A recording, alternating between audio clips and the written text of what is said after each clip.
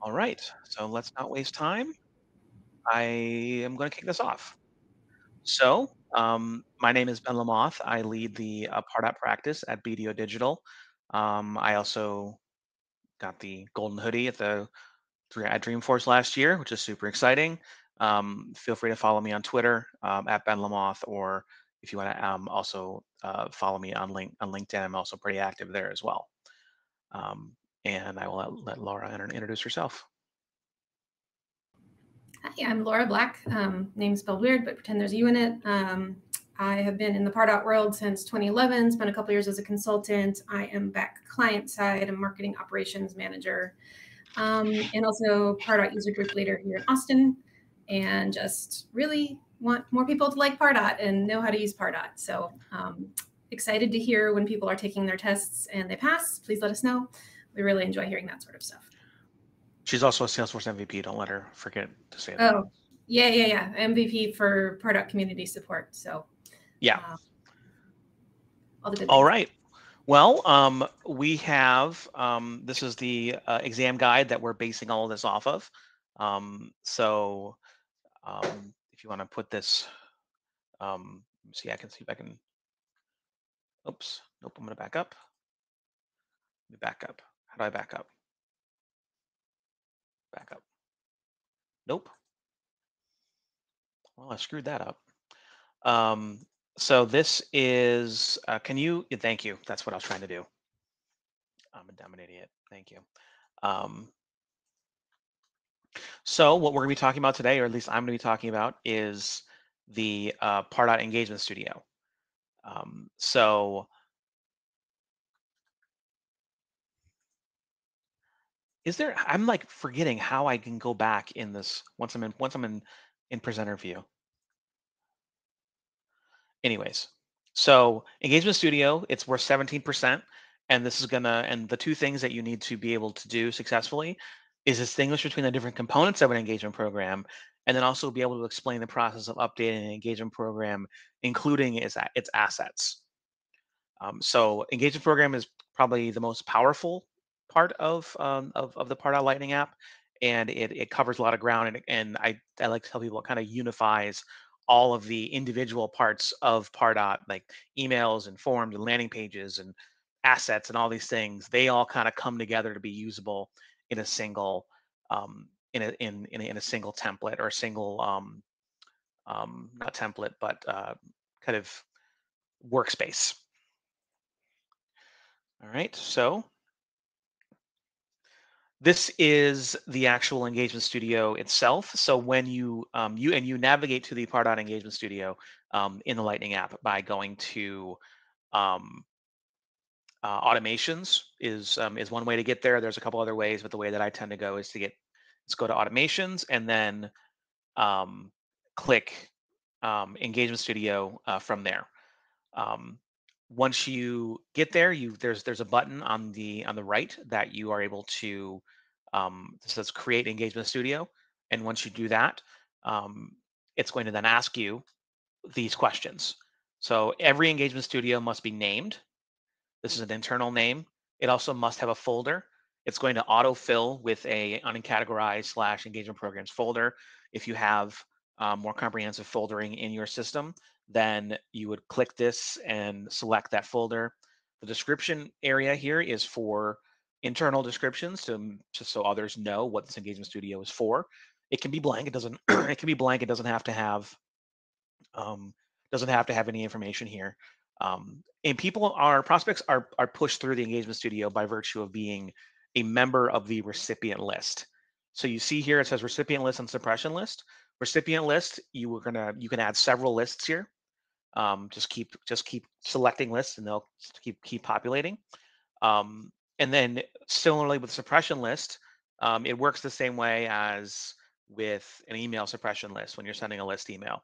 So how it would work in terms of Engagement Studio is that this acts as a filter for to prevent people from entering the Engagement Studio who are on both the recipient list and any of the suppression lists that you select. The recipient list, also something worth knowing is if you were to use a dynamic list as a recipient list, the way that with the way that dynamic lists work, it basically, your membership in a dynamic list is dependent on whether you meet or do not meet the criteria for that dynamic list. So if you meet the criteria, you're added to the list. The moment you stop meeting that criteria, you're removed from that list. That extends into the engagement studio. So let's say you are on the recipient list, you meet, and you're receiving emails, you're part of this engagement studio because you meet the criteria of the dynamic list. You get 2 emails in, and then somehow you stop meeting the criteria of the dynamic list that puts you in this engagement studio. If you only get 2 emails and then come email 3, you're no longer a member of this dynamic list. You are also no longer a member of this engagement studio. So the list membership is crucial because it's what determines whether or not you continue to be a part of this engagement studio. Um, and you can, obviously it's not just dynamic lists, you can add static lists as well, but the dynamic lists have that little caveat of adding and removing people dynamically by virtue of whether or not they're a member of that of the list that is being used for the recipient list. There is also 2 checkbox here. One is to yes, Natalie, that's true no matter where they are in the engagement studio. And Laura, just keep me honest. I'm like 98% sure that that's right, but I've also been disproven by things I thought were supposed to happen a certain way. Yes, But when somebody, if you're using a dynamic list, if somebody drops off your dynamic list, that's the recipient list, they will just drop out of the engagement studio wherever they were, full stop, they go no further. If you yep, add them back to the dynamic list, they will pick up right where they left off. that was the next part of it that I wanted to make sure that I understood correctly. So that is a cool part. So if they suddenly become part of it, then they're like, okay, now they were on email 2 of a 4 email cadence, but they drop before email 3, they'll just now receive email 3. They'll basically be put right back in. There's 2 checkboxes here: send emails during business hours only, and allow prospects to enter the program more than once. Send emails during business hours only. This is what determines if so. Not every engagement studio will have emails. Will have outbound emails. You can also just use it for internal emails or for complex automations. But if this is a engagement studio that is sending outbound emails, you check this box if you want to restrict when these emails will send. So, as an example, if you were to have a email, like a 4 email cadence, and you want to send an email, but you only want emails to be sent during normal business hours. You don't want someone who is processed through the engagement studio at like 3 in the morning local to proceed to the next step and receive an email from you at 3 in the morning. If you want to restrict that and say, okay, they process at 3 in the morning, but I only want emails to send starting at 9 a.m. between Monday and Friday, starting at 9 a.m. Um, during the week. So if they process, for example, at 3 in the morning, they will be held in that step until 9 a.m. rolls around, and then they'll receive the email. So that is what allows you to set that kind of termination. Say, I want email to start Monday 9 a.m., Friday 9 a.m. to 6 p.m., Monday through Friday. Emails will only send during those times. So if someone processes on Saturday morning, the email will be held until Monday morning. If you don't, if that doesn't matter, if you're fine with emails being sent midnight, 10 a.m., Saturday, Sunday, whatever, don't check that box. That will allow emails to send if there's emails in the engagement studio that are being sent out. Um, it will send regardless of the time of day or the day of the week. And this cannot be modified later on. So this is the determinant for the entire engagement studio. So if you have an email that you say, oh, email, let's say you get the email 3 and you're like, wait a second, I email 1, email 2, that's great, let's send it whenever. But email 3, I need to make sure to send Monday through Friday between 9 a.m. and 5 p.m. You're not able to make that change on a per email send basis. This informs the entire Engagement Studio's behavior around outbound email. And the next part here is allow prospects to enter more than once. And I decided that I should probably kind of chunk that out as a specific part of this. So there's plenty of use cases where someone is going to enter an engagement studio and need to come back again. The kind of out of the box use case is that that they go through an engagement studio once and they're done. But there are plenty of scenarios where this is a recurring engagement studio for specific purposes like a donation, or and every time that someone sends a donation or every time someone makes a purchase, you need to make sure that they receive this cadence of emails. In that scenario, you can allow people to re-enter, and you can set the criteria for re-entry. So if you check the box that says allow prospects to enter more than once, you can then set the number of days before eligibility to re-enter. The minimum number of days is 1. You can't set 0. So you have to set minimum 1 day to re-enter, and you can either let them re-enter a bunch of times in perpetuity, or you can say, okay, I only want them to be able to re-enter 3 times. After the 3rd time that they've been through this, they don't need to receive these emails again. It's too redundant. It doesn't matter. But you have the ability to make that distinction at the engagement studio level when you're creating it. When you're building it, you can say, I only want they can re-enter, but they have to wait 24 hours, or and they can only re-enter 3 times, or they can re-enter 100 times. It doesn't matter. Something else that's important to know is that there is reporting that's available on engagement studios. So this is what a report looks like and I'll show you this when I'm going through like the walkthrough of Engagement Studio, but this is just for future reference when I do that walkthrough. There is a tab that's called reporting. And when you click that, this is what you're able to see on each of the email send actions within your Engagement Studio. It's okay reporting. It's not great. Um, it definitely leaves a lot on the table in terms of what it can do. So you would not be wrong to be underwhelmed by this.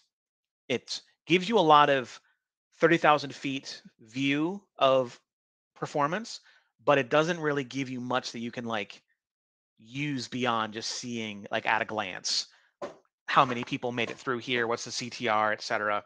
You can go and get this data in a more granular way if you did an email template report. You'll be able to see it, but it's not necessarily going to give you this like at this specific entry point or the specific email send at this point in this engagement studio. It doesn't give you that same view.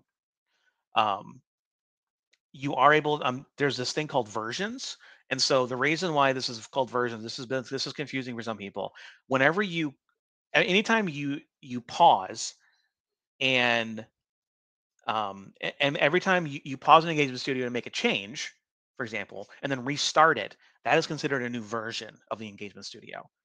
It doesn't necessarily change what's sending or anything like that, but it's basically a time-stamped version of this engagement studio. So when you click this drop down, it's going to ask, okay, do you want to see like if something changed with this specific email send in this engagement studio, do you want to see all versions, or do you want to only see the first version before you stopped it and changed it? It's it can be a little confusing, and it doesn't like it's not terribly intuitive, the what or the why or like what it is. So hopefully that helps, like what it is that the versions mean. You are able to see the number of prospects. If there's prospects that are currently waiting to be processed through this step, it tells you the aggregate number that have been sent starting from, in this case, December 9th, the number of opens, the average click-through rate, number of opt-outs, and the bounce rate in aggregate.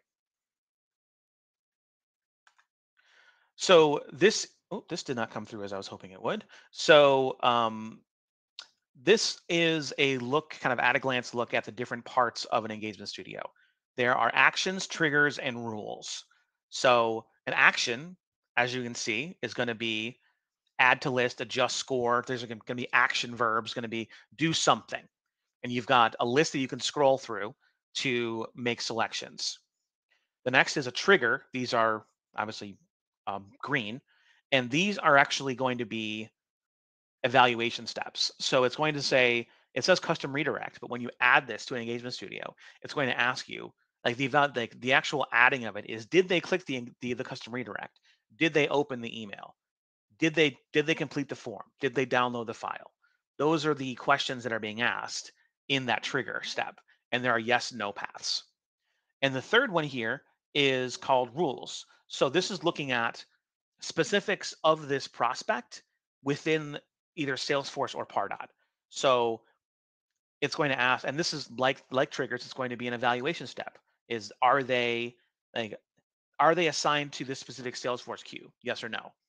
Are they assigned to this user? Yes or no? Are they a member of this list? Yes or no? Pardot campaign? Yes or no? Etc. You can use what are called complex rules. This is a newish feature. I don't know if it's so new that it won't be on the exam, but it's good to know just in case. And I'll walk through this a little bit in the demo. But a complex rule is criteria driven, or you can kind of stack it, saying for example, you could say, I want this to look for a prospect whose grade is at least this and is a member of this list. So you can add additional conditions, but instead of just one, you can stack them all into a single node. So as I mentioned here, the blue node is the action node. They're pretty straightforward. They let you do something, send an email, change a field. Then these are examples of some of the actions. So when someone hits this level, hits that specific action node, it will take an action. It'll add to this list, send this email. You can, within this node, set what is kind of effectively kind of a wait step, or like a delay, where you can wait to take this action, or you can wait to evaluate to take this action until after a certain period. And you would use that because you're listening for other things that have happened upstream. Like you sent an email and now you need to wait. You want to wait for something wait for 2 days and then take these actions. So if you need to create some artificial time, some space in your studio, you can. And that Yeah, you're exactly right, Laura. That's a engagement studios are wonderful for building complex automations that have either no outbound email send, or only produce internal email sends. This is a trigger. So this is what I mentioned before, where it's listening for an event to occur within a specific time frame. So when it says specific time frame, time is kind of a complicated, or can be kind of a complicated kind of concept in Engagement Studio. So it's either, you have two options. It's either in the last, or no, it's not. Help me out here, Laura. I always forget. It's the has happened. From when they started the engagement program. So they were added to recipient list, the program was turned on, and they started flowing down it. So these triggers look back to the time they're in the engagement studio. They won't look back. Does it? I thought it looked back to the time from reaching that step. No, so it's a technicality. It won't really show up on the test, but so for example, some people want to put everyone in an engagement studio and set this trigger for 365 days. And if they fill out a form in that time period, then do this. And like, technically, sure, you could do that. But if somebody filled out the form before they join the recipient list, they'll just sit on this trigger for a year before going down the no side, because it doesn't look to before they joined the engagement program. Yeah, because like how I thought it was like, if you're listening for an email open, saying, because there's two ways. It's either up to, it's not up to, but it's a wait up to X days. So like wait up to 7 days. And if they take the action within 7 days, they go down the yes path. Like, so if they do the action on day 5, they'll go down the yes path on day 5. If they don't do the action when the time expires, they'll go down the no path, which is on the left. That's why I'm making little charts. Yeah. But technically, it's like you could set an action, a blue icon of send email on day 1, and then like further down, like skip some other steps, and then set a trigger looking at that email, which was long ago. And it'll actually, like, it's not necessarily like 7 days from when they land on the step. It's like they have 7 days for this to have happened, but it could have happened. It's a very nebulous thing. And honestly, you won't get that deep of a question on your exam. But yeah, technically it does look back to, did they do this action from when they started the program or not? So in the event of an email link click, obviously they can only have clicked on the email from the time you sent them the email. If you never send them the email, they'll wait the full 7 days or whatever and then go down the no path, because they never sent the email. So you can't have had that thing happen. Yeah. Because there's like there is one where it says wait 5 days, and then, or it says wait up to. Yes, and that's these green ones. The green ones have wait up to or full on wait. And so I do have a blog post I wrote when I was a consultant about it. I'll dig it up, but it's basically like, you don't they have up to this number of days to have taken this action. And it's not a cut and dried, like when they land on this step and then start counting. It's technically when they joined the program. It's a very niche knowledge that like was dropped in the B2B chatter community. The important point of the wait up to step is, have they done the action, yes or no? If they do it before the time expires, they'll move down the yes step sooner. And if they don't do it at all, they'll wait the full amount of time and move down the no step. Yeah, because I always thought it was like, if it's up to, so like the last wait, I think it's like up to 7 days, and so it'll basically keep the door open for 7 days from hitting that step. Yes. And if it happens after the 7 days, then they get you sent don't down the go no back in time. Like, so the flow of an engagement studio, when you do the demo, it is always easier to visualize this, but it's a top-down flow. People always flow top to bottom. So let's say you send an email and then you have a green step that says wait up to 7 days. Did they click a specific link in this email? Yes or no? Well, if they go at the end of 7 days, they go down the no step because they haven't done the action. Well, what if they open the email and click it on day 9? Well, they're dedicated on the no path now. They're not going to go back in time and go up above and fall down the yes path, because you're measuring, did they do this action within this time period? They landed on the steps. Did they do an action? And if yes, move them down the yes path faster. If they don't do it within the time zone, then they move down the no path. But you could, like, if you fumble your email building or copy and paste triggers from the wrong steps, you could do things in the wrong order. And like an email they previously clicked, you could be listening for it way down here, and they clicked 2 weeks ago, but they moved down the yes path. Like it's just a kind of fuzzy thing. We're getting like really into the weeds of stuff that really won't be on your test, and most often doesn't happen unless you fumble something pretty fun. So probably not. Yeah. Okay. Well, that's a probably, yeah, you're right. Probably too in the weeds, but good to know for sure. If you are for just knowing how time works, and there's entire like blog posts and there's stuff like that kind of go into this in a lot of detail. The third part of this, as I mentioned earlier, these are rules. So rules look for a specific criteria or values in the system over the life of the prospect. Rules don't wait for something to happen. Instead, they check current data. So it's going to say at the point that they hit this rule, are they a member of this list? Are they do they have this value in the field? Are they a member of this campaign? Is their score at least this? Whatever it is, it's looking for at that moment in time. Do they meet the criteria of this rule? Not looking backwards to at any point in time in the past, were they at one time part of this queue? That's important to know, because if you're, and it's not there is no programmatic like, well, they should be part of this, or this, it would make sense if they had this field value. It is whatever it is, do they meet the criteria today at this exact moment in time that they hit this rule? Yes or no? And like I said, and I'll do the demo, you can stack your rules. This is a newish feature where you can add a bunch of rules, instead of having like to stack them out as like kind of like a daisy chain, like just tree, you can stack them together where you're looking for all of this criteria before advancing them down the yes or no path. And we've arrived at the walkthrough demo part of this.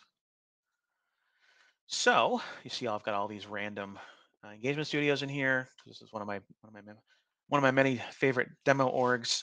So this is what I was talking about, and I'll try and zoom in a little bit so everyone can see. So this is what you see with the engagement studio. So I'm going to name this Test Engagement Studio for exam prep. Notice the folder is here. It's going to ask me where I want to put it. This will only populate. So let's say I've got Pardot training. It's called 21, but whatever. You can add your description here if you need to.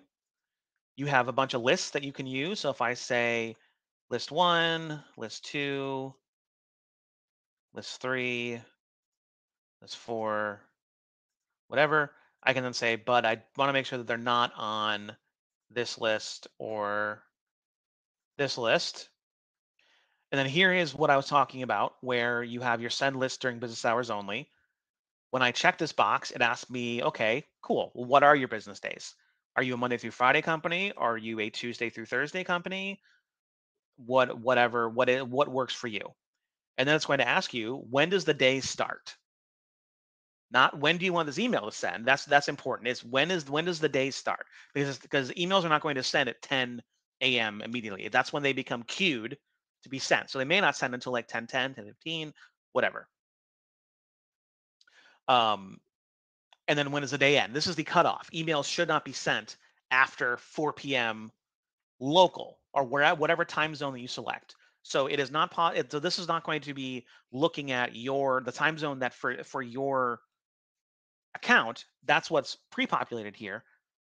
So you can select that, but you can also say, nope, this is an email that's going to customers who are in Argentina. So I want this to work based off of current time in Argentina. So 10 a.m. Argentina to 4 p.m. Argentina. And then this is where I was saying before, allow prospects to re-enter, saying unlimited re-entry. And then what I said before about a minimum of 1 day. Say, okay, cool, save. This is what you see next. So now it's asking you to build.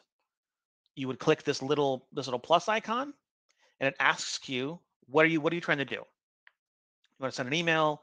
Is this a trigger or is this a rule? Typically, it's going to be an action. Next, you see all of your actions that are available to you.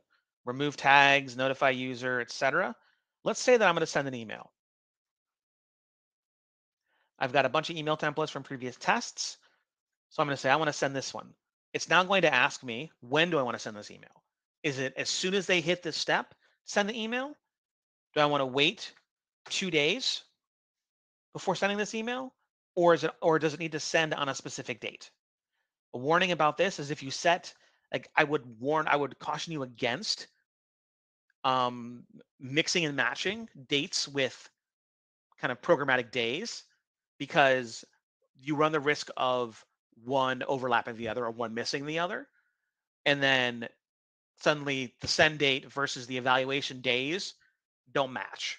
And that will cause the Engagement Studio to effectively stop working, and it'll start skipping steps because it's not meeting the email send criteria. So I would encourage you to either to stick to it consistently. If this is date driven, use dates for everything. If this is more like kind of ongoing, use your days, use a wait 2 days before sending this email. Now the next step is to say, okay, now I need to listen. I want to say, for anybody who clicked any of the links, so if I want to say any of the links in this email, I want to evaluate up to 5 days. I want to give a person 5 days from receiving this email. I want to give them 5 days to receive it and click a link. Versus wait is it's going to hold for 5 days, and then once at the end of 5 days, it's going to release. This is a rolling 5 days, over the course of the next 5 days, anybody who gets processed through this step gets pushed through to the next step. Now it's asking for a yes, no. Say, okay, cool, they clicked on it. Now I want to evaluate something. Saying, okay, great. They evaluated their yes. I have a let's say I have a region field here. I only want to I need to process people for people who are in this county, and I want to evaluate on that immediately. I can also add a second condition that says, okay, they're in Pinellas County and their score is greater than 50 points. I can change this to, instead of being conditions are met, I can say any are met. So they're in Pinellas County or their score is greater than 50. But in this case, I'm going to say all conditions are met, and it's going to evaluate immediately. So as soon as what this means is as soon as they as soon as they are processed through this step, they immediately get processed to this step, and then are processed immediately down to yes or no based on what the data that's in their record at that point in time. You can now do more things. You can send more emails. You can assign to a specific user saying, hey, this record is now assigned to me, and I want to add them to a Salesforce campaign, which, oh, good, I have some. And I want to use the status of click link. I want that to happen immediately. And then now that this is done, let's say this is a very short engagement studio, I don't need them to do anything else. I can end it for them if I need to. All right, so now that they've done everything I needed them to do, cool, they're done. If they didn't, I can now send another email, say, hey, you didn't do the thing I need you to do. I'm going to send you this email. Wait 2 days between sending and send it, and then just kind of repeat the process. You're able to do testing in your engagement studio by clicking the test tab here, and here's how that test works. So if I want to test it based on today, begin test, it's going to record the actions over here on the right, the date and so the date that this would have happened. And now it's going to ask me, okay, within the last 5 days, was any link clicked? Yes. Does the prospect match all the following conditions? Yes. Assigned a user, it's added a campaign, and done. So it tells me, okay, how long would this go for somebody who went down the yes path, and when would these things happen? This lets you know, you're able to determine, is this working as expected? If it's not, you can say, okay, I need to go back and fix this. Go back to build and say, I need to fix this because my dates are messed up. I need this to evaluate for longer. And you can keep messing with this and then test it and mess with it and test it. You can also go to activity. This gives you a time-stamped kind of a field history, kind of like in Salesforce, where it tells you when things were started and ended. It says when it was created, at what date, what time, and by who. And if there are starts and stops and starts and stops, all of that will show up in here. When you're ready to start an engagement studio, it now asks you, okay, when do you want to start it? I need to schedule this to send. I need to schedule this to start on Monday at 2:15 p.m. Argentina time. And I don't need this to ever stop, or I can say, all right, this needs to stop on the 27th at 3 p.m. What needs to be known about this is that when you set a start and when you set an end date, I believe, Laura, correct if I'm wrong, but if it's done, then it's done. So if somebody is in email 2 of a 3 email cadence and the engagement studio is done at 3:30 at 3 p.m. local, the whole thing the lights just turn out. Yep. Okay, I figured, but I wanted to make sure. So just be aware that these are hard and fast dates. These are like written in stone. And the use cases vary. So either this is very date driven. So if it's a specific offer, for example, that ends, that's like, it's for like, you're trying to drive people to a event. or you're trying to get people to take advantage of a time-sensitive offer or something like that, that's a scenario where you would use a start and stop. Otherwise, if it's just like an ongoing cadence, you would start it whenever you need to start it, and end it would be never. It would just keep going until you're ready to unpublish it. Once you stop it, if you pause it, it stops. It's frozen. Yeah. You might pause it. Like I have some evergreen nurtures and I pause them over like the 2 weeks of the Christmas holiday or something like that. And then I just start them back up again. So like I'll schedule them to pause on say like December 21st or something like that. And then when I come back in the office on January 2nd or whatever it is, I'll like start them up again. It varies. There's reasons to pause them because there is no like holiday sending, you know, that you specify in here. So do be aware that your engagement studio, like when it's on, it keeps going, it keeps processing. Yep.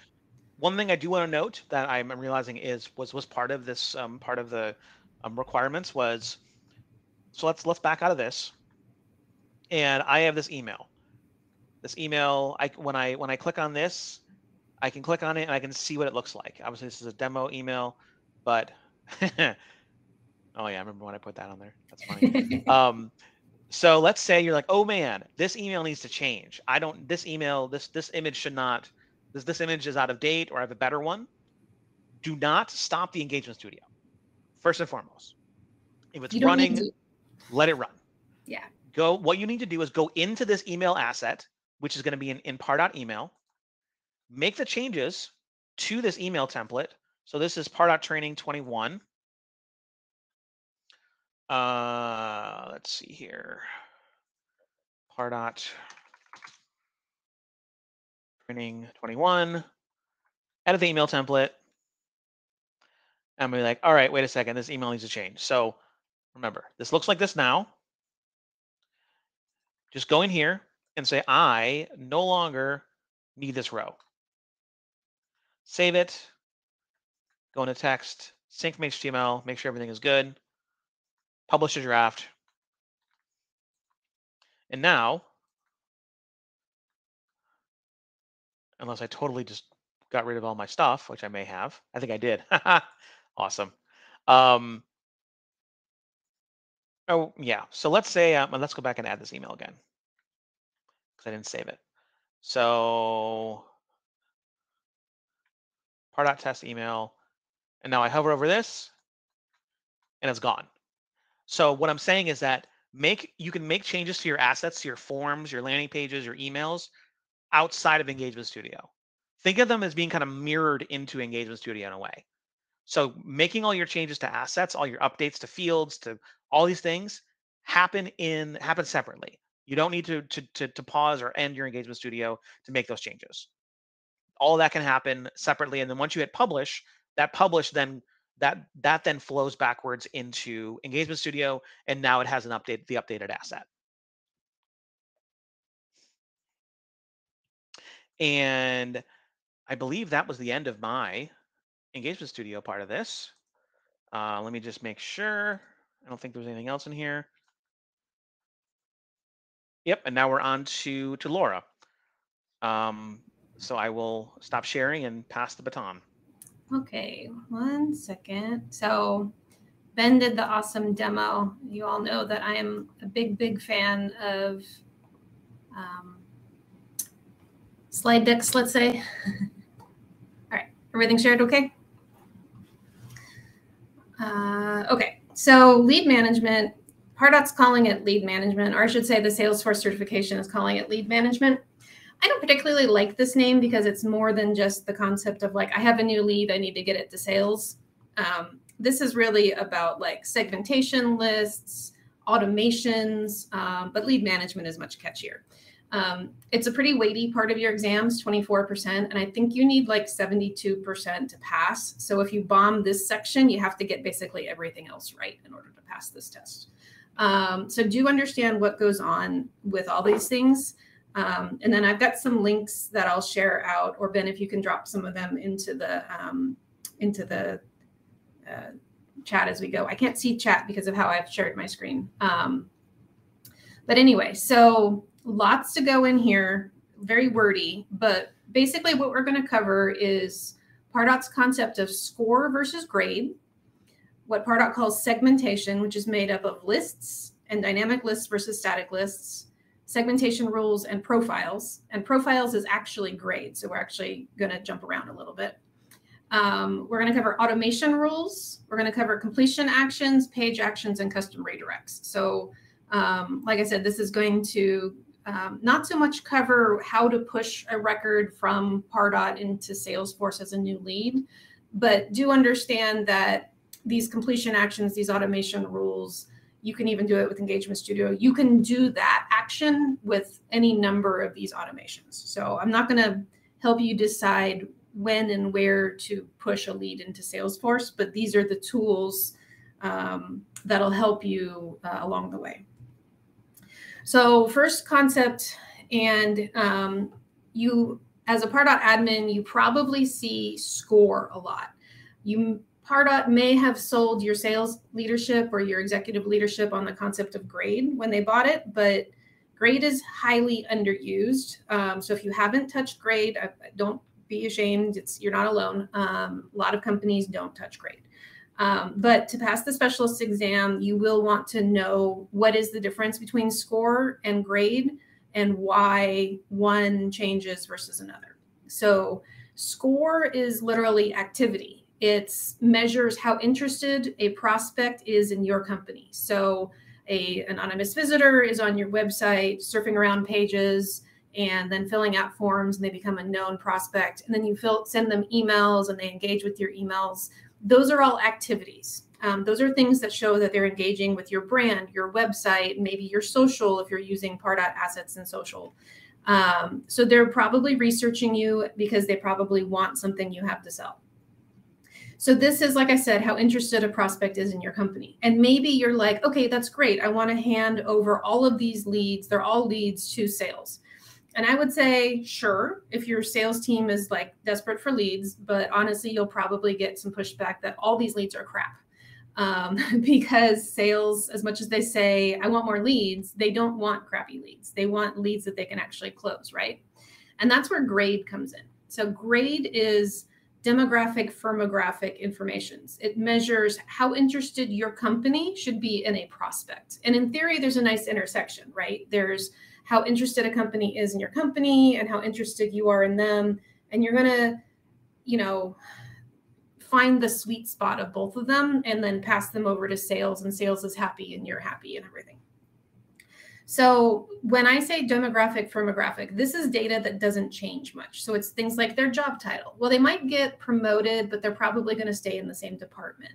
So breaking their job title down into their department, like are they executive leadership, like a CEO, or are they a VP of marketing and they're in the marketing department, things like that. But also their level of job title. Are they a vice president versus an associate, right? Which one has buying authority? And then things like their company size, which may vary from company to company and maybe based on revenue or maybe based on number of employees. Things like location. Like my current company, we only really sell in the US and Canada, but we're looking at expanding into other markets. But right now, like another market, even in North America or even in South America, we can't do business there. So I'm not going to grade leads from those countries very highly, unfortunately. In a year, that might change and my grade measurement changes. But in general, the grade are things that make your sales team members like really excited to talk to a new prospect or a returning prospect. But the thing is that with this talk about score and grade and finding the sweet spot, sure, you could do an exercise of grading all of your prospects in your database. Well, maybe some of those prospects are from 2010. That's 12 years ago now. And suddenly you do this grading thing and you give your sales team a report and we're like, hey, look at these like grade A through F is your grade, US grading system. Maybe you give some of these like, here are these leads and they're a letter grade of an A, which is really great, but they're old. They've been in Salesforce since 2010 and haven't done anything. Sales would probably not be happy about reaching out to them because it's a cold outreach in spite of them fitting the profile of your best potential customer, right? So that's where finding the sweet spot of a company who's interested in you and you are a prospect who's interested in you and showing activity by engaging with your things and you wanting to engage with the prospect because they have the right profile, those things should come together to some sort of intersection. And it's not cut and dried. It's not like everybody with 100 points and everybody with a letter grade of C. Maybe it's like a letter grade of a C is an okay prospect, but they have 250 points to get passed over to sales, where a letter grade of an A is a great prospect, but an activity score of 50 points passes them over to sales. You have to decide and experiment and see what works and get feedback from your sales team to see what works. So as I noted, score being a measure of activity or engagement with your things, score is increased. You can set up rules to decrease score, but you really won't come across that on your exam. So I'm not going to cover that. But generally, your score is increased by a prospect who engages with your Pardot assets. And those assets are things like your website forms, landing pages, if you've uploaded PDFs to Pardot and they're stored on Pardot. Cookie prospects who download those files get points for them. Opening and clicking tracked links in Pardot emails you send them. If you do webinars, then you can connect the webinar connectors, the official webinar connectors like WebEx and GoToWebinar and ReadyTalk. Those official connectors can add points. And then also if the prospect is already cookied and they're like on your website clicking around, you can see they get X number of points per web page visit. And then you can set up page actions for certain pages and give them either like higher points or lower points, things like that. We'll talk about page actions later. So to find the Pardot master settings about score, it's under Pardot settings. So this is available only to admins. If you're a marketing user, you probably don't have access to see this.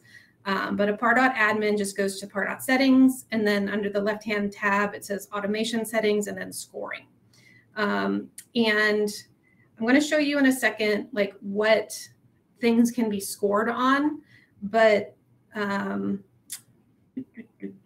think I killed my page. Sorry about that. I'm looking for a page that isn't there anymore. I was trying to show you it's on this page here. So down on the bottom portion of the page, it says scoring rules. It says scoring categories at the top. I'm not going to talk about scoring categories, but the scoring rules in the middle of the page say things like a custom redirect click is worth 3 points, an email open is worth 0 points, a file access is worth 3 points. So out of the box, Pardot comes with these scores that are already set. And this is how you change them. So one thing that you should definitely know about the Pardot scoring, when you change these master settings and you say, let's say an email open is worth 0 points, but now you're going to change it to be worth 1 point, but only when they open the email the very first time. So if they open an email 5 times, they're not going to get 5 points. They're only going to get 1 point for the first email. If you change that, it's retroactive. So anybody who has ever opened any email is going to have their points changed. So be aware that this is retroactive. And as you're making these edits, you're going to see this thing at the bottom, what is changing. So I have, for example, some automation rules that are affecting my grading. And so Pardot is being helpful and be like, hey, make sure you understand this. This might be affected when you make these scoring rules. Something that the arrow on the top is pointing to is that when you make an edit and say, I'm going to say that an opportunity lost is not worth negative 100 points. It's worth 0 points. It doesn't change their score if they lose an opportunity. When I change that, Pardot's going to change that number where it says affects 0 prospects. And so maybe you have 700 people who have lost opportunities, and it'll tell you, it won't tell you who they are, but it'll tell you the number that's going to be affected. And that's what I mean when I say these prospects are going to have their scores change and it's going to be retroactive. Because maybe one of those prospects has had 3 opportunities and all those opportunities have been marked lost. So they're negative 300 points. When I change this opportunity lost to 0, they're going to be reset to 0 points, not negative 300, right? So it is retroactive. So do understand that. Here are all the items that you can score in Pardot. So I showed you briefly this screen. These are all the items that show up on here. There are a couple of kind of deprecated things. One of them is site search query. This is a deprecated feature, but it is listed in your scoring items. You really won't be asked what are the default scores for these things. So for example, the default score for Pardot form submit is 45 points and it's -5 points on a form error. You won't be asked that level of detail, but you might be asked about, yes, this is retroactive. So do keep that in mind for your exam. And then when it comes to understanding, like, I'm changing the score on a landing page, but I'm not changing the score on a Pardot form. If you remember last week, I talked about reporting and I said, know what's going to change.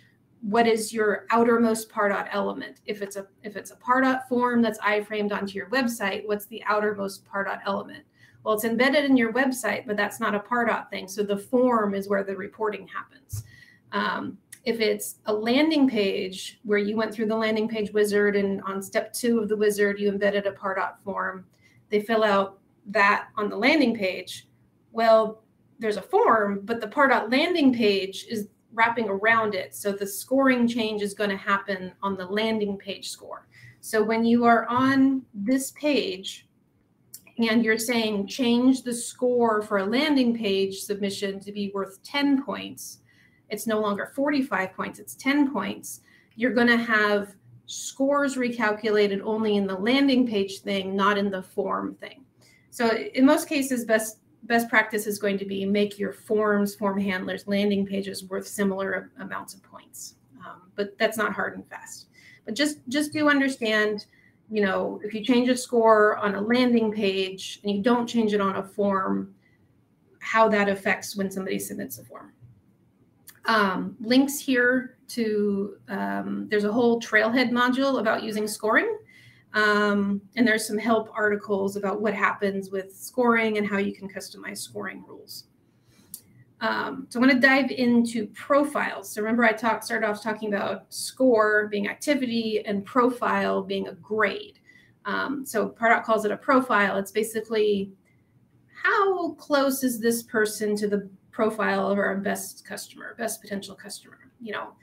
Do they have the right job titles? Like, we sell software that's relevant to marketing teams, not software development. We sell, widgets that are useful for facilities operations. Like, we sell GPS units for fleets, and we don't care about somebody who's in marketing. We care about people who are on the ground, right? So do they have the right profile of people who will actually buy your product?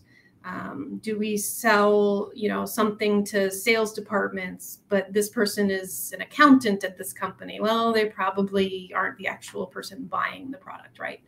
So you're going to create a profile of your best potential customer, and then you're going to use automation rules to automate increasing and decreasing the grade via automation rules. So making a profile is one thing until you actually automate it with automation rules. It doesn't do much for you.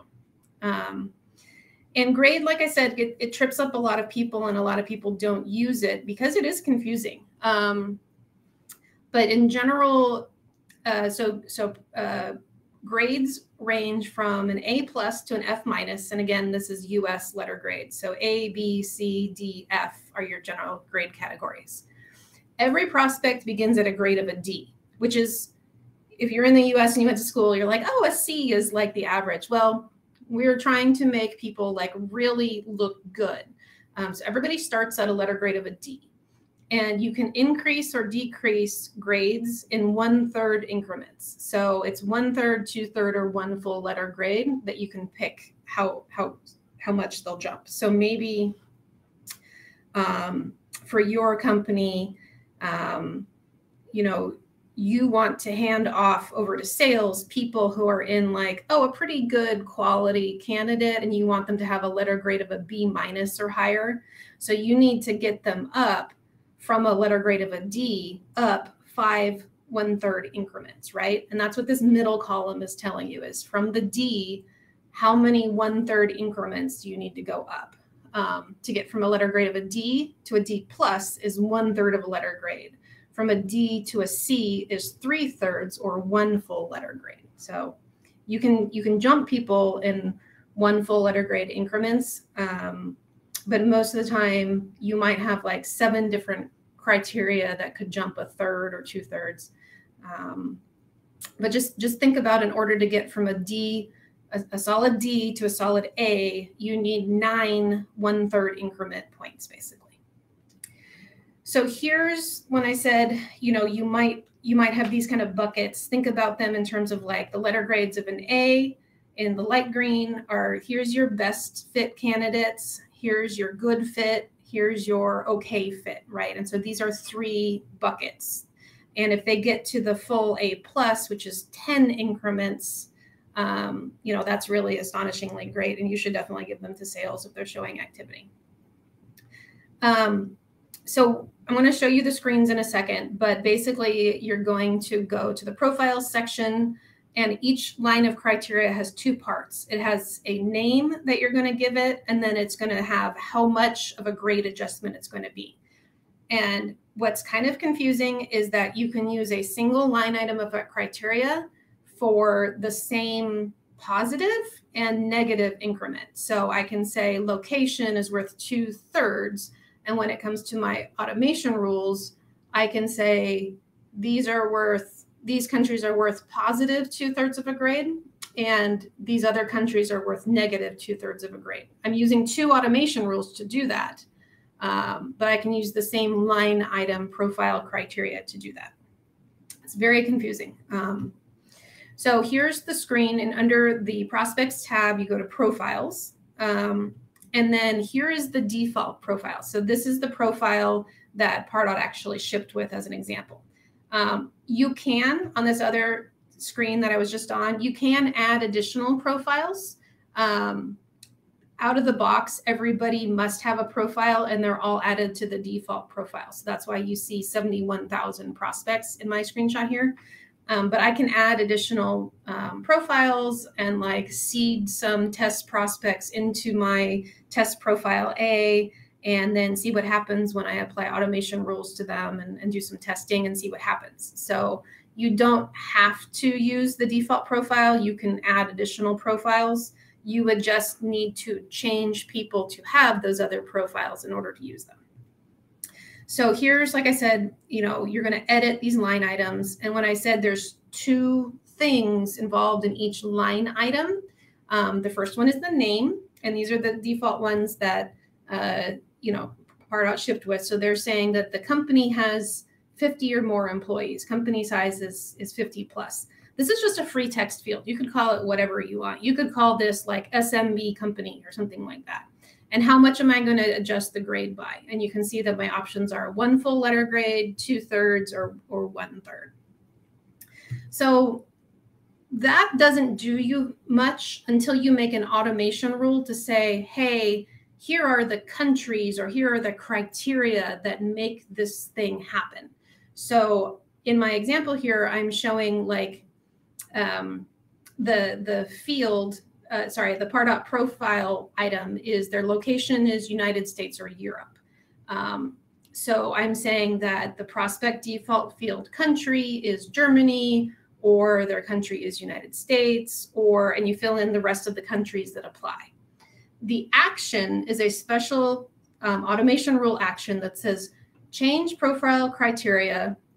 Which profile are you looking at? You're looking at the default profile. Which line item are you choosing? It's the location being United States or Europe. And I'm saying it matches or it does not match. And this is what I mean by the same line item can either add or subtract, depending on what you say. If it matches, it's going to add 2/3 of a letter grade.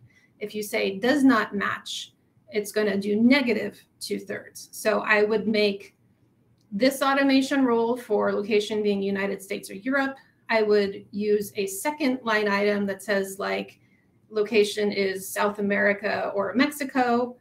And then I would do like a third one that's like does not match either of these, therefore subtract letter grades. It's very odd. I do highly recommend playing with it. It makes more sense once you play with it. But that's, you're not going to be asked the in-depth details about how to determine a grade, but those are the functions of setting up your profile and how to make the profile automate setting itself with automation rules. We're going to move on to segmentation. And segmentation usually means a list, but there's actually two different things under segmentation. There's segmentation lists, which are your static and dynamic lists. And then there's a feature called segmentation rules. And I'll be honest that I don't use segmentation rules very often. I tend to use automation rules more. But probably segmentation lists I use, almost every day I'm making a list of some sort. So when you talk about a segmentation list in Pardot, it really comes down to what kind of list are you making? Are you making a static list or are you making a dynamic list? A static list, when you make it, is completely empty. And you must manually intervene to make a prospect join the list or be removed from the list. And by manually, I do mean you can go to each individual prospect and say add to list, or you can make changes en masse via like automation rules or by import, or you can do it in Engagement Studio, or you can do a table action and say all these checked prospects, add them to a list. But you must manually set something up to make people join that list. And once they're on it, they're on it. They don't fall off of it. But that also means you have to manually do something to take them off of the list. So if you have somebody who should no longer be on this list, you either have to go in and manually take them out, or you have to set up an automation rule or something to remove them from the list. So static list, they will join the list by you doing something, and they will come off the list by you doing something. Dynamic list is automated. So dynamic lists is simply a checkbox upon list create. You're going to set up criteria inside the list, and then Pardot just runs continually in the background, automatically adding them to the list when they meet the criteria. And if they no longer meet the criteria, they fall off the list. It's not exactly real time. Nothing in Pardot really is, but it's pretty close. So Pardot's kind of continually running, looking for people to add and subtract to dynamic lists. And so to find segmentation lists, we're going to go to prospects, segmentation lists. And then when you say add new list, you get this pop-up. And here's the checkbox that you would choose for dynamic lists. If you don't want a dynamic list, don't check that box, just fill in the name and hit save. You'll have an empty list. That's all you need to do. But a dynamic list, we're going to check this box and save. And here you get the tab for building. And you have the match all or match any criteria, where same general criteria is their country, United States or Germany. I'm choosing match any, and it flips that little icon in the middle to an or.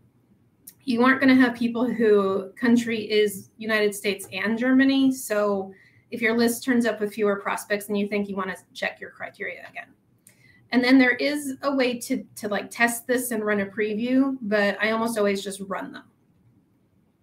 So segmentation rules are similar to this view of segmentation lists where you set up your criteria. But segmentation rules have a very limited set of actions, and the actions are only related to segmenting prospects. So literally you go to prospects, segmentation rules, you add a segmentation rule, and you have this section at the top and a section at the bottom for actions, and then you run the segmentation. You can preview it before you run it. I do recommend previewing segmentation rules, because if you set up your rules wrong, you could like add a whole bunch of people to a list and that wasn't what you wanted to do. And there is no real good way to undo that. You have to run another segmentation rule to undo it. So segmentation rules, like I said, I don't use them often, but if it's something where you just need to add them to a list or something like that, segmentation rules are great for that. Automation rules are where the real power is. So something to know about automation rules is you set them up in a similar way where you set up a bunch of criteria and you set up an action on the bottom. Automation rules continually run in the background. They're not exactly retroactive in that most of your criteria is stuff like their country is XYZ, and that is like they are this at this point in time. And if their country changes, like if I move from the US to Canada, like the automation rule isn't going to undo itself. But some of your automation rules can be things like has ever filled out any form. And those are retroactive, right? But in the same point what they're thinking of is has ever filled out any form is true now, and it's true always in the future. So it's not really retroactive. You can't set up a rule that's like their country was United States and now it's Canada. You can't do that sort of thing. It can only really look at this is true right now. But it does have a very long look back period of, has ever filled out any form or has ever viewed any form, things like that. They're really easy to construct and read. You get these rules and rule groups, and then you perform actions on them, like change field values. And because you can change field values and those values are synced to a lead or a contact record, those changes can affect what's happening in Salesforce. And they can be allowed to repeat or set to do not repeat, similar to Engagement Studio, where you can check a box and say, yes, this is allowed to repeat. It's allowed to repeat as soon as every 24 hours forever, or it's allowed to repeat every 7 days for a maximum of 3 times. You can kind of pick and choose. But setting them up, you go into the Automations tab and then Automation Rules. And then the top section, you have to give it a name, and every name needs to be unique. But what's really nice is a few years ago, they gave us a description box. And then here's the main meat of your automation rules. You set up your criteria. This is this one I was showing you earlier for like the country is these countries and the action is this. You have 36 different items you can set in the rule criteria. So that top part being like prospect default field or prospect custom field or has viewed a form or prospect time. There's 36 different things in there, and you can view that list on there. And then of the actions, there are 25 different actions you can set in the rule actions. So those things can be things like change field value, mark them as unmailable, add them to a list, add a tag. You can see all of those actions there. Completion actions are, we talked about forms, and you can add completion actions to people who fill out your form. You can add completion actions to Pardot assets like page actions, custom redirects, forms. Landing pages will inherit the completion actions when you embed a form on the page. There's 21 different completion actions that you can have. So everybody who fills out a form will have these actions applied to them. So this action is, I set this up in the form wizard. Definitely go watch our video about forms. And you're going to say, like, everybody who completes this form has these actions applied to them. Add to CRM campaign, about the website contact us form with the status of connected. It can be other things like send an autoresponder email, apply a tag, add them to a list. The important thing is that everybody who goes through this asset has these same completion actions done to them. We're getting a feature in summer 22 release, so actually next month, that's going to be conditional completion actions. If you take your test soon, the conditional completion actions is not on your test. Right now, everybody who goes through these assets or clicks these links and has completion actions applied to them has the same actions applied to them. And there will definitely be questions asking you to decide which feature you'll use to accomplish a task in Pardot. And your choices are going to be things like, do you choose a completion action? Do you choose a segmentation rule? And basically, how do you know which one to choose? And I wrote it all out for somebody who has low sight. We can distribute the slides, but here's the flow chart that Salesforce actually distributes. And it's basically, what is the rule based on? Is it criteria or is it an action? If it's an action, you're going to use a completion action. What is the rule? Is it supposed to do one time only? If the rule is based on criteria, is this supposed to do one time only? And if yes, you're going to do a segmentation rule. And if no, then what is your desired outcome?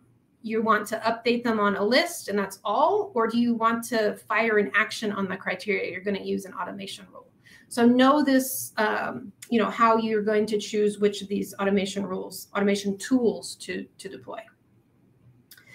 Okay, page actions are, at the very beginning, Ben talked about applying, our very first session, Ben talked about applying your JavaScript tracking cookie to all of your public web pages. So page actions can help you call out higher value pages or lower value pages and apply things like increased score or certain completion actions on people who visit those pages. You can also set a page action as a priority page, and you don't have to use exact URLs. You can use wildcards. So here's page actions under automations and then page actions. Here's in general what it looks like. At the top, you're going to give it a name and you're going to give it a page URL. And like I said, you can put an asterisk in there.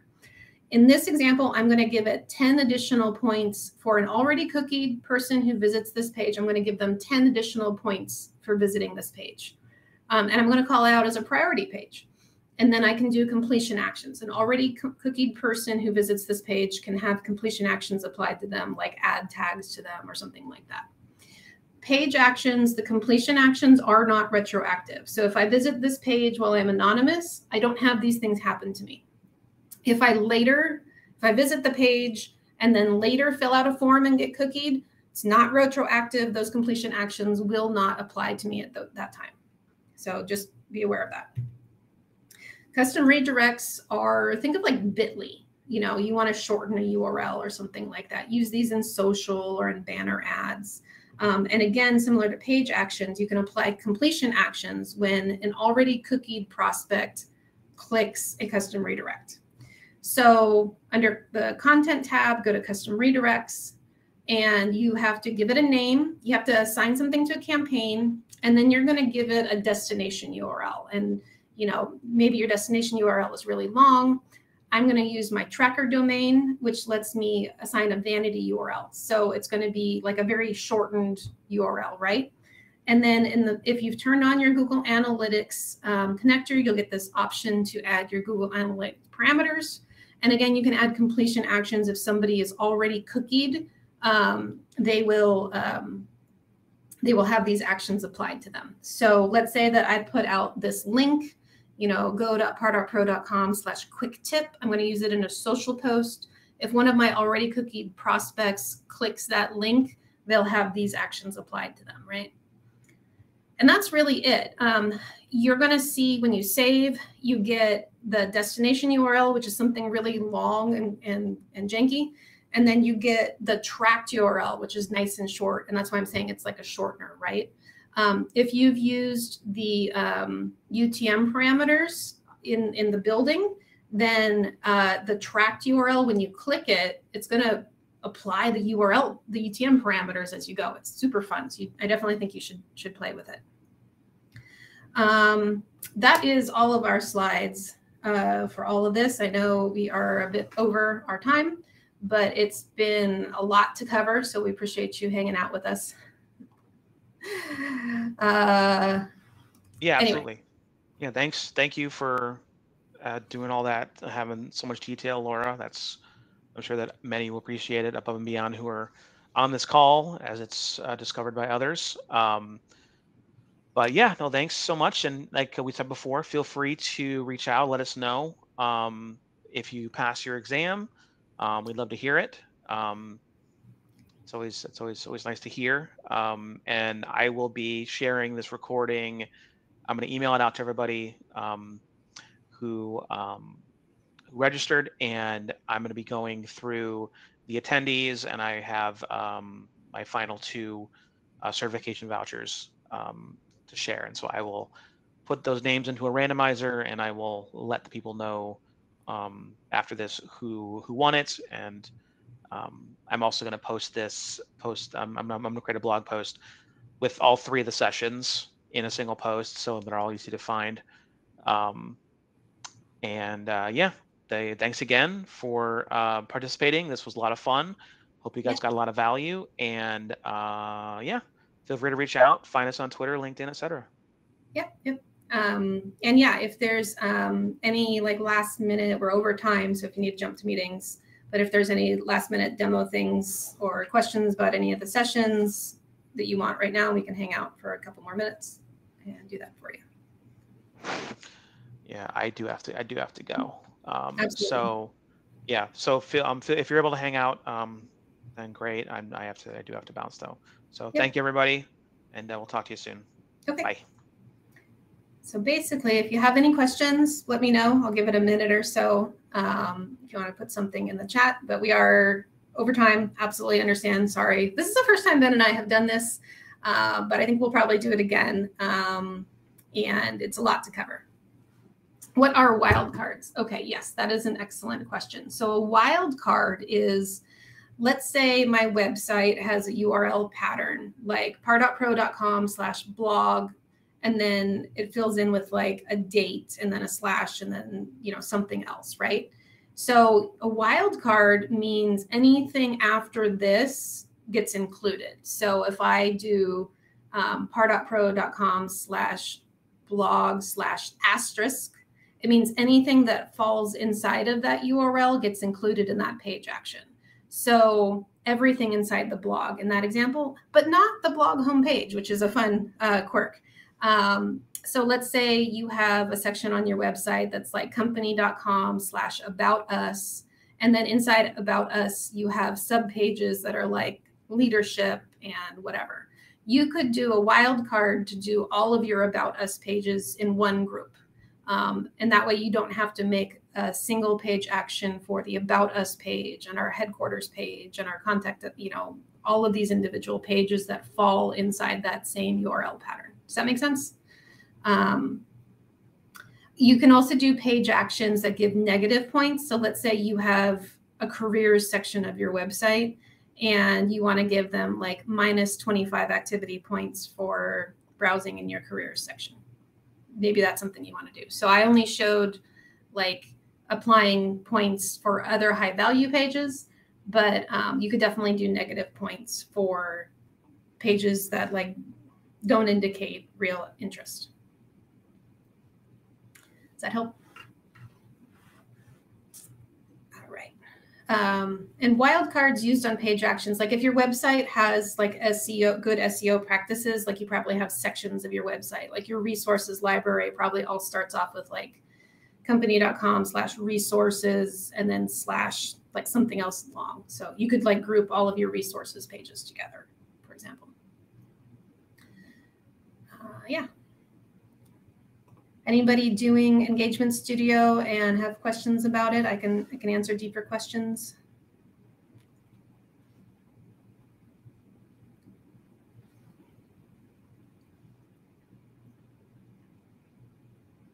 Okay, I think we're dropping. Thanks everyone again for hanging out with us. I really enjoy this sort of thing where I get to do questions. Make sure you pay attention to your email. Ben's been sending out the recordings within the next day, depending on how busy he is. It may take him a little longer, but because you RSVP'd to the meeting and you attended, you'll get updates when he sends out the emails. And then, yeah, connect with us on Twitter. I'm Pardot Pro on Twitter, and Ben is Ben Lamoth on Twitter and on LinkedIn. But thanks for coming. We'll see you next time.